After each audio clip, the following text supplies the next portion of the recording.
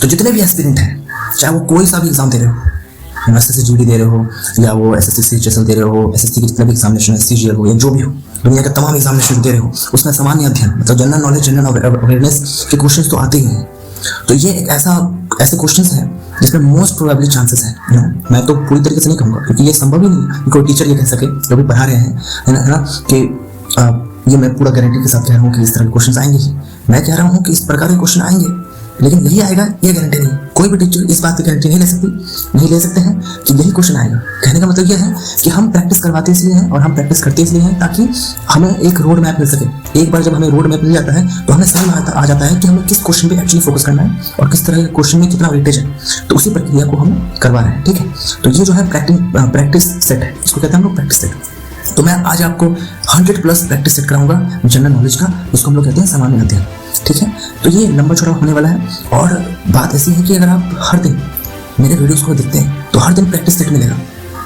BEd से लेके प्रधानाध्यापक से लेके जितने भी एग्जामिनेशन होते हैं, एसएससी में जनरल नॉलेज होता ही है भाई। तो मैं सारे एस्पिरेंट को ये कहना चाहूँगा कि जितने भी एग्जाम होते हैं सब में सामाजिक अध्ययन का काम है।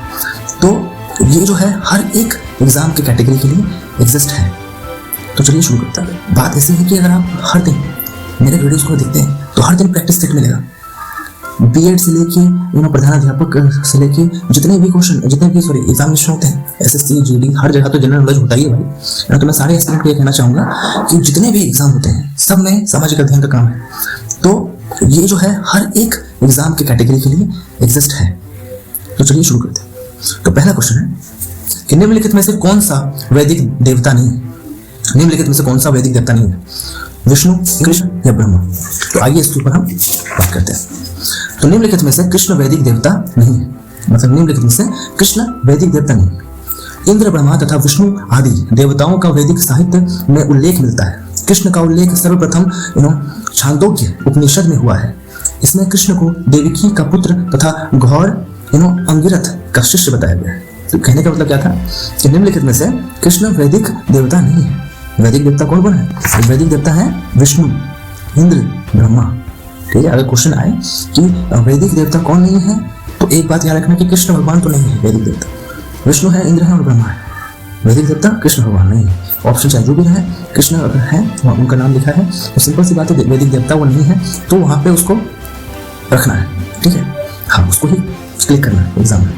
ओके, उपनिषदों की विषय वस्तु है तो यहाँ पे दर्शन, कर्मकांड, भक्ति या उपरोक्त सभी। आइए इसमें क्या है कि उपनिषद विषय वस्तु दर्शन, उपनिषदों का विषय वस्तु दर्शन है। उपनिषद हिंदू धर्म के महत्वपूर्ण श्रुति ग्रंथ है। ये वैदिक वांग्मय के अभिन्न भाग है। इसमें परमेश्वर, परमात्मा, ब्रह्मा और आत्मा के स्वभाव और संबंध का बहुत ही दार्शनिक और ज्ञानपूर्वक वर्णन किया गया है।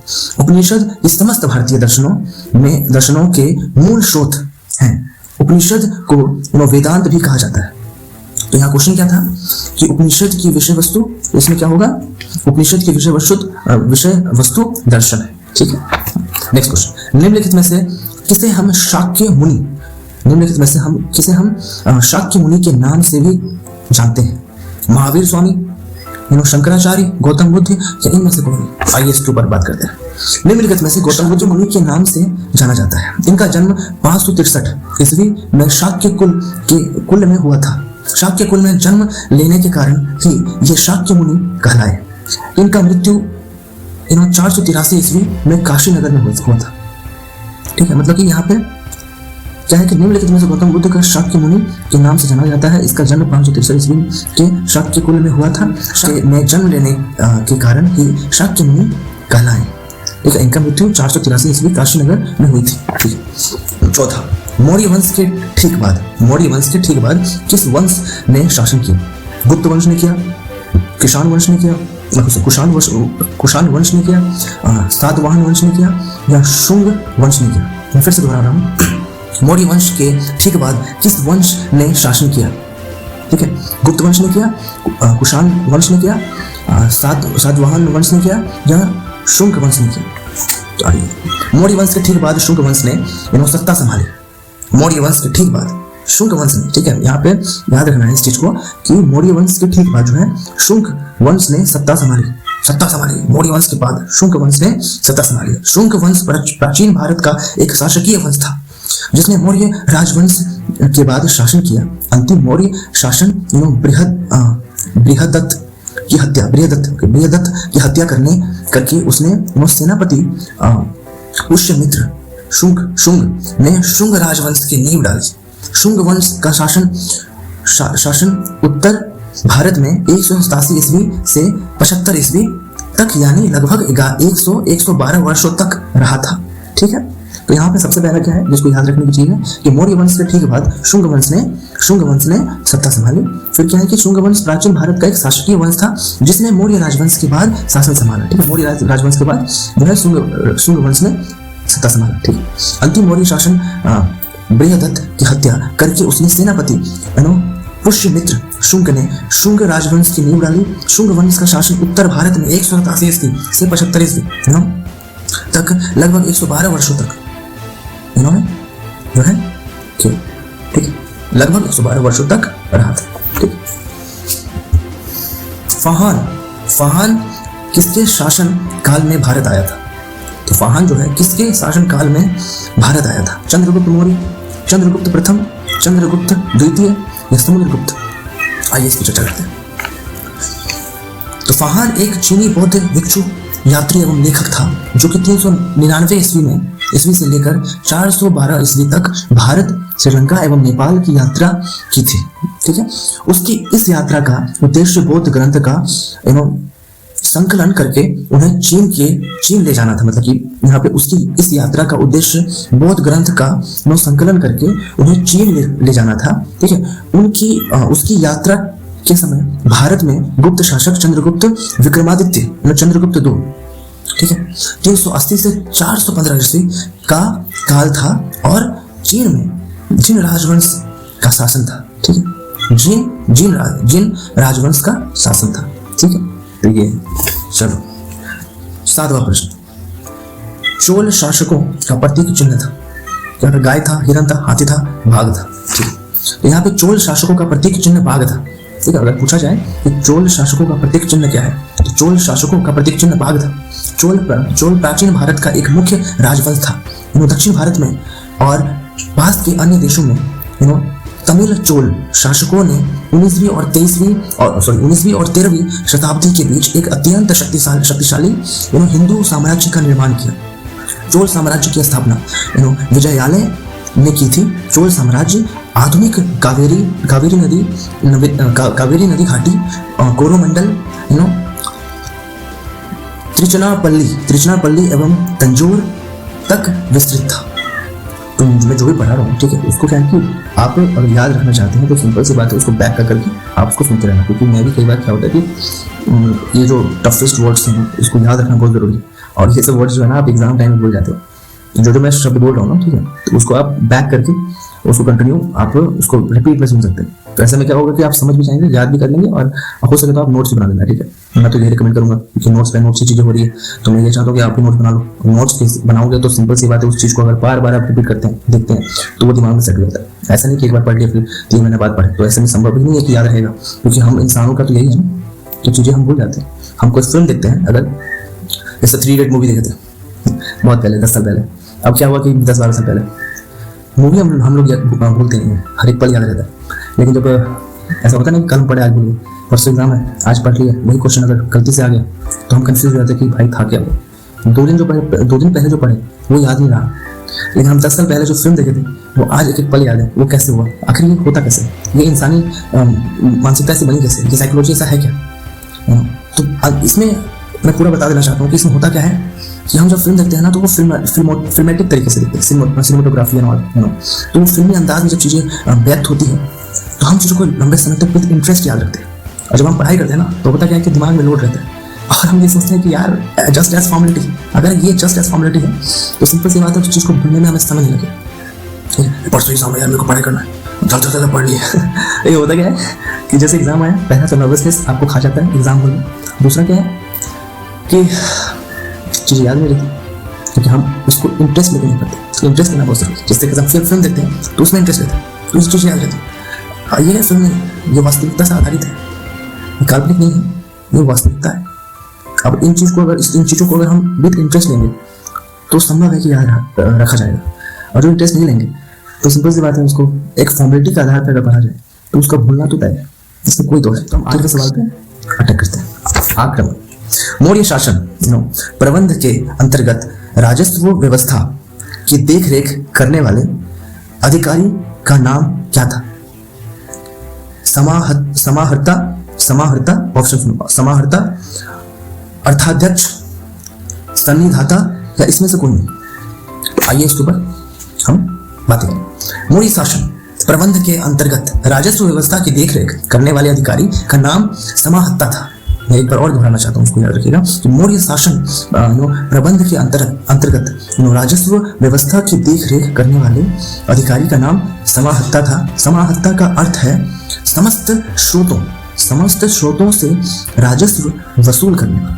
ठीक है, मौर्य शासन प्रबंध के अंतर्गत राजस्व व्यवस्था की देखरेख करने वाले अधिकारी का नाम समाहर्ता था। समाहर्ता का अर्थ है समस्त स्रोतों से राजस्व वसूल करने वाले। याद रहेगा।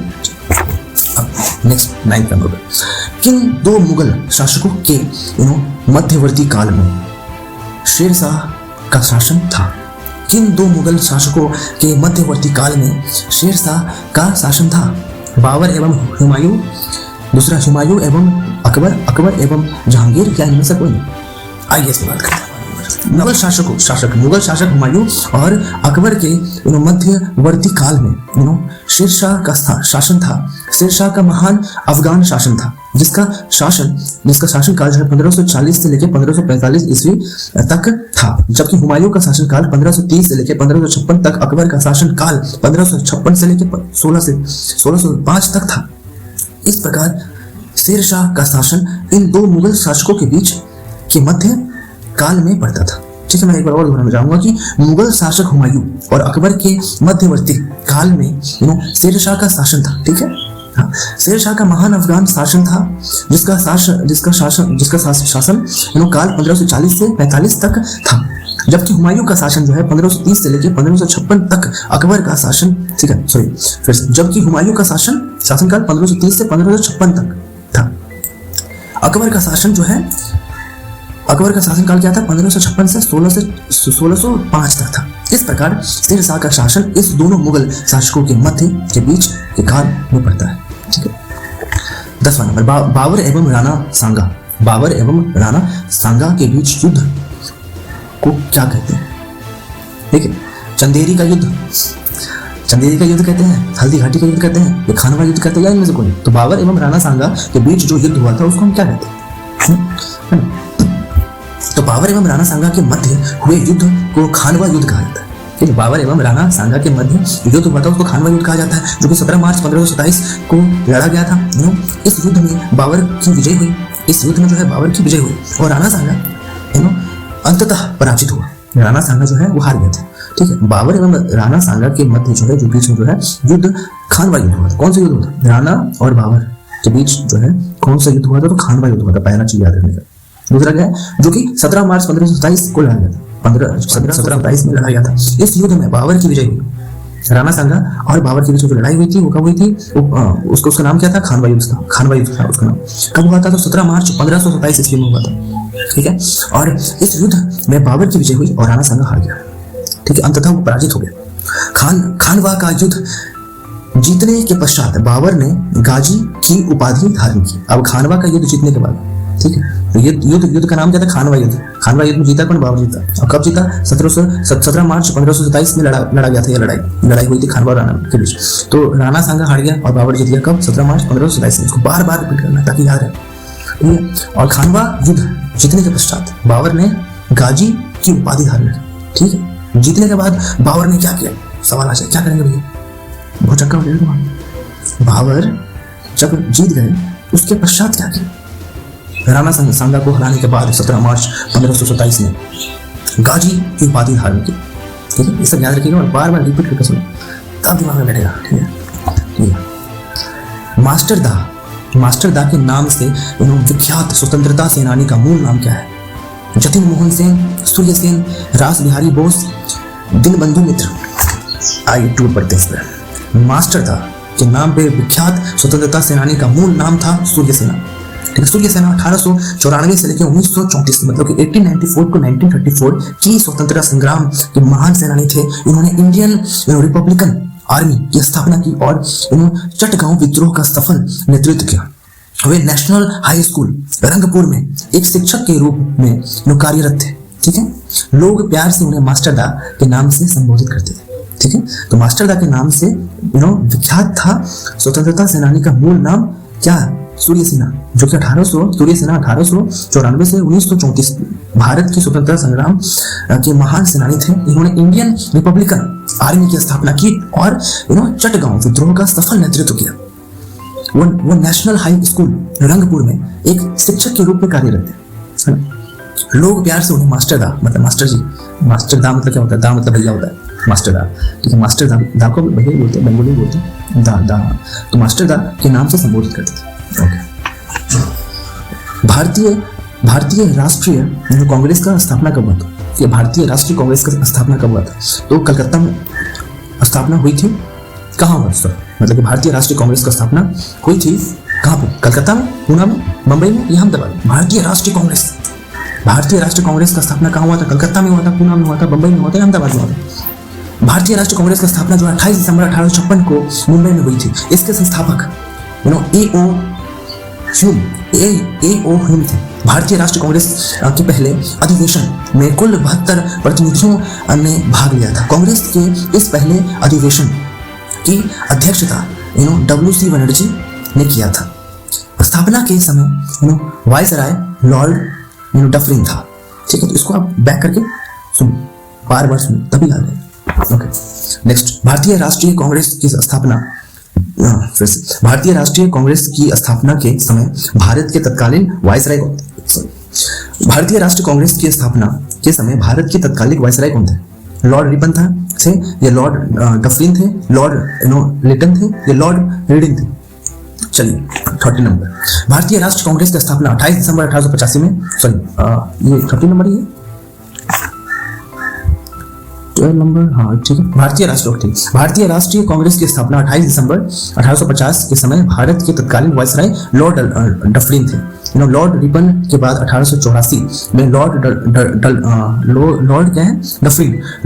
डफरिन भारत का वायसराय बना। ठीक है, तो यहाँ पे भारत राष्ट्रीय कांग्रेस का स्थापना हुआ था 28 दिसंबर 1885 के समय। ठीक है, भारत के तत्कालीन वायसराय लॉर्ड डफरिन थे। ठीक है, लॉर्ड डफरिन के बाद 1884 में लॉर्ड रिपन के बाद 1884 में लॉर्ड डफरिन भारत का वायसराय बना। ठीक है, वो 1884 से 1888 तक भारत का वायसराय रहा। तृतीय युद्ध 1885 से 1886 इसी समय में हुआ था। ठीक है, इसको बैक करके आप कंटिन्यू सुनते रहे। 14 नंबर बताते हैं, भारत में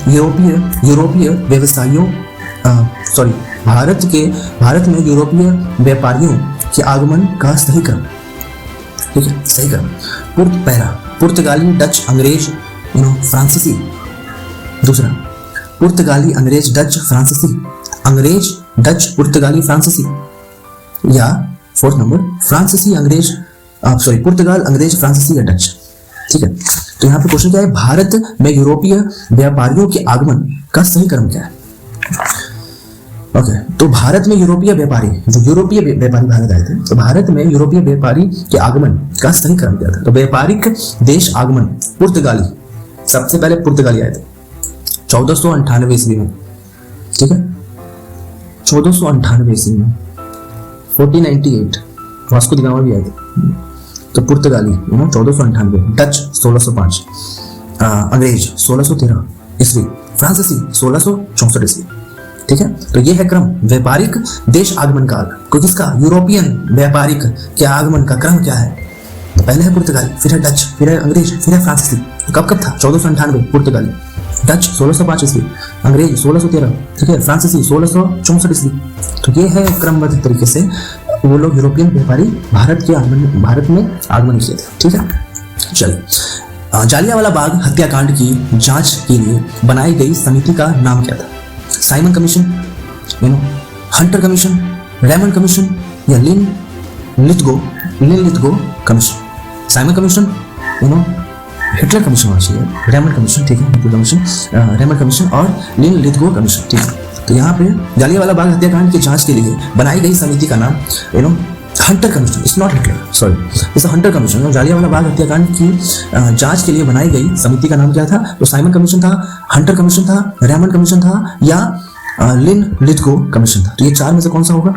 आइए इसकी बात करते हैं। जालियांवाला बाग हत्याकांड की जांच के लिए बनाई गई समिति का नाम हंटर समिति था, इसको याद रखना। इस समिति की स्थापना ब्रिटिश सरकार द्वारा 1 अक्टूबर 1919 और रोलेट एक्ट भी 1919 में हुआ था, ठीक है। रोलेट एक्ट जो है 1919 में हुआ था और जालियांवाला बाग का जो घटना है वो 1 अक्टूबर 1919 में हुआ था। तो याद रखना कि जालियांवाला बाग का घटना जो है 1919 में हुआ था और रोलेट एक्ट भी 1919 में हुआ था, ठीक है। तो आप ऐसे भी याद रख सकते हैं कि फर्स्ट वर्ल्ड वॉर के खत्म होने के 1 साल के बाद जो है प्रथम विश्व युद्ध हुआ था, उसके खत्म होने के 1 साल के बाद रोलेट एक्ट भी हुआ और जालियांवाला बाग का घटना भी हुआ, ठीक है। इस तरीके से याद रखेंगे तो भूल नहीं पाएगा, ठीक है। तो यहाँ पे क्या है कि इस समिति की संस्थापना ब्रिटिश सरकार द्वारा 1 अक्टूबर 1919 को की गई थी। लॉर्ड हंटर को इस समिति का अध्यक्ष चुना गया था। लॉर्ड हंटर को क्या चुना गया था? इस समिति का अध्यक्ष चुना गया था। देश भर की जालियांवाला बाग हत्याकांड को लेकर जो उग्र प्रदर्शन हुआ, उससे विवश होकर अंग्रेज सरकार ने घटना की जांच के लिए हंटर समिति का गठन किया। 8 सदस्यों वाली इस समिति में 5 अंग्रेज Lord Hunter, George Rankin, F Rice, okay, Sir George Barrow, Sir Thomas Smith तथा 3 भारतीय सदस्य सर चिमनलाता, शीतलवाड़, साहेब जाड़ा, सुल्तान अहमद एवं जगत नारायण थे। एक नाम को मैं 1 by 1 बोला हूँ, ठीक है। आप एक अच्छे से इसको याद कर लेना। तो मैं फिर से कह रहा हूँ, ठीक है। जालियांवाला बाग हत्याकांड की जांच के लिए बनाई गई समिति का नाम हंटर था, हंटर समिति था। इस समिति का स्थापना ब्रिटिश सरकार द्वारा 1 अक्टूबर 1919 को की गई थी। लॉर्ड हंटर को इस समिति का अध्यक्ष चुना गया था। लॉर्ड हंटर को इस समिति का अध्यक्ष चुना गया था। देश भर में जालियांवाला बाग हत्याकांड को लेकर उग्र प्रदर्शन हुआ, ठीक है। उससे विवश होकर अंग्रेज सरकार ने घटना की जांच के लिए हंटर समिति का गठन किया। 8 सदस्यों वाली इस समिति के 5 अंग्रेज Lord Hunter, George Rankin, F Rice, Sir George Barrow, Sir Thomas Smith तथा भारतीय सदस्य सर चिमनलाता, शीतलवाड़, साहेबजादा, सुल्तान अहमद एवं जगत नारायण थे। इसको बार बार बैक करते हुए आप देख लो और समझो। अब चलो 16वां नंबर पे हम अटैक करते हैं। उस क्षेत्र की पहचान कीजिए जहां से यूरोप वासियों को सर्वोत्तम शोड़ा एवं अफीम प्राप्त हुआ। उस क्षेत्र की पहचान कीजिए जहां से यूरोप वासियों को सर्वोत्तम शोड़ा और अफीम प्राप्त होता था। बिहार अफीम प्राप्त होता था, समझ लो। यूरोप वासियों को सर्वोत्तम मतलब सबसे ज्यादा शोड़ा और अफीम कहाँ से मिलता था? यूरोप वासियों को। वो तो व्यवसायी थे, बिजनेस करते थे भैया, यूरोप वासी थे, उनका दिमाग तो अलग ही लेवल का है। वो उनको दिखा कि ऐसे कुछ स्टेट हैं, मैं नाम लेता हूँ, बिहार, गुजरात, बंगाल, मद्रास, यहाँ पे शोड़ा और अफीम ज्यादा था। तो ये 4 में से किन में सबसे ज्यादा अफीम और शोड़ा था? जहाँ यूरोप वासियों का नजर टिका, यहाँ से अफीम और शोड़ा मिलेगा, जिससे हम व्यापार करेंगे, लखपति और करोड़पति बनेंगे। सिंपल सी बात है, वो पैसे कमाने के ही सोचते आए थे क्योंकि बिजनेस में थे। They were what? Entrepreneur, right? So they actually exist the mindset कि ये कुछ स्टेट है, इसमें से कोई एक होगा, ठीक है। आपको नाम बताना है कमेंट करके, ठीक है। मैं अभी आंसर दूंगा कि ये कौन सा ऐसी जगह है, कौन सा ऐसा स्टेट है जिसमें से मतलब यहाँ पे कौन सा क्षेत्र, उस क्षेत्र का पहचान कीजिए जहां से यूरोप वासी का सर्वोत्तम शोड़ा और अफीम प्राप्त होता था। बिहार, गुजरात, बंगाल या मद्रास? चलो, अंग्रेजों को शोड़ा तथा अफीम बंगाल से प्राप्त होता था, ठीक है, जो लगभग 1895 तक जारी रहा। जो 1895 तक जारी रहा, चूंकि तत्कालीन समय में बंगाल बिहार का हिस्सा था, मतलब बिहार बंगाल का हिस्सा। मैं फिर से बताता हूँ, अंग्रेजों को शोड़ा तथा अफीम बंगाल से प्राप्त होता था, ठीक है, जो लगभग 1895 तक जारी रहा, क्योंकि तत्कालीन समय में बिहार बंगाल का हिस्सा था। बिहार जो है बंगाल का हिस्सा था, तो बंगाल के अंदर जो बिहार रहता था उस टाइम 1885 में, अतः उत्तर बंगाल ही होगा। अब बात ऐसा है कि 1885 बोल रहा था क्या मैं, सॉरी 85 नहीं, फ्लो में निकल गया, माफ कीजिएगा। 1895 अंग्रेजों को शोड़ा और अफीम बंगाल से प्राप्त होता था, लगभग 1895 में तक जारी रहा, ठीक है। चूंकि तत्कालीन समय में बंगाल जो है बिहार जो है बंगाल का हिस्सा में था, अतः उत्तर इसका जो है वो बंगाली होगा। तो बिहार उस टाइम 1895 में बंगाल में था।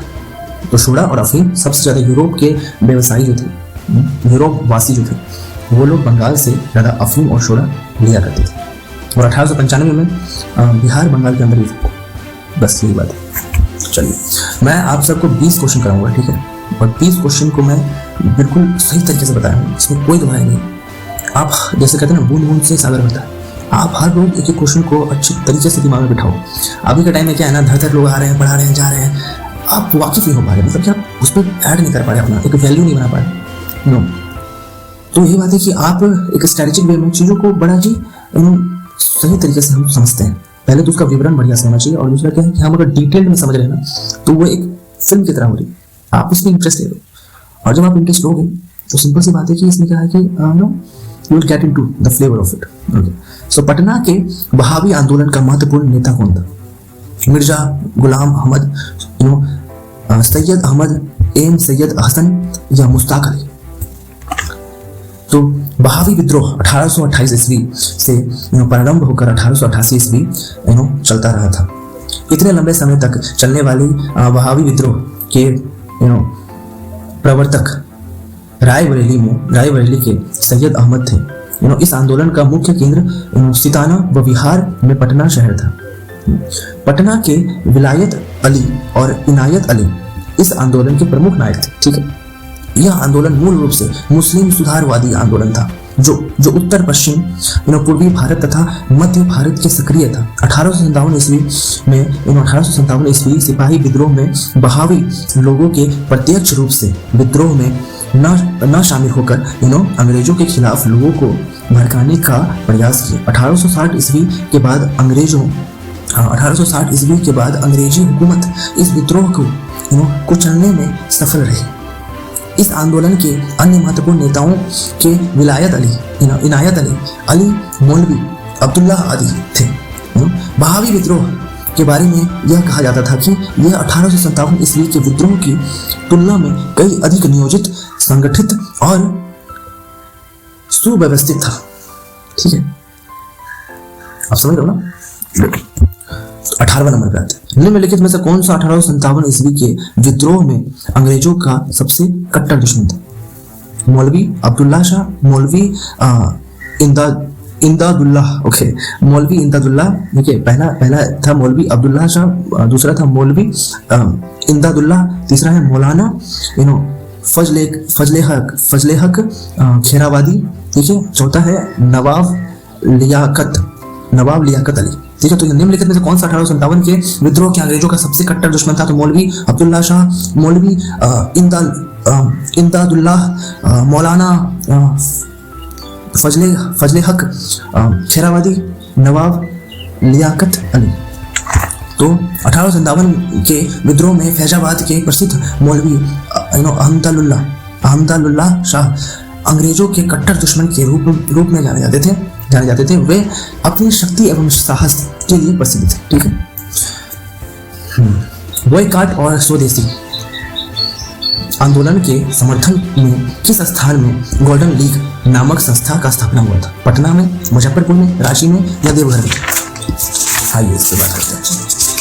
क्या है क्वेश्चन कि बॉयकॉट और स्वदेशी आंदोलन के समर्थन में किस स्थान में गोल्डन लीग नामक संस्था का स्थापना हुआ था? पटना में होता, रांची में होता, मुजफ्फरपुर में होता है, देवघर में होता।